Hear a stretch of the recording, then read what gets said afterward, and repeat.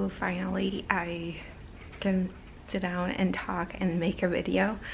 My husband took Noah, baby Noah. I am doing a little detox for about 60 days. I follow the Medical Medium Thyroid Healing book.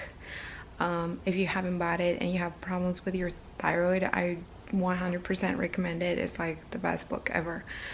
It really helped me with my whole healing situation, and it's really the best. It has like tons of recipes and just tips, and just like it's just really good. So I already had a whole bunch. I juiced a whole bunch of celery, and I have that first thing in the morning. I don't love it, but I don't know how to explain it.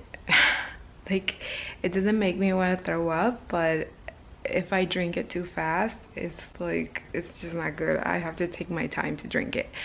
And right now I'm gonna have a smoothie that he also recommends for the detox. I'm breastfeeding, so I get super hungry, like insane. So I usually have like a second breakfast, which consists of hash browns, or I think today I'm gonna have some,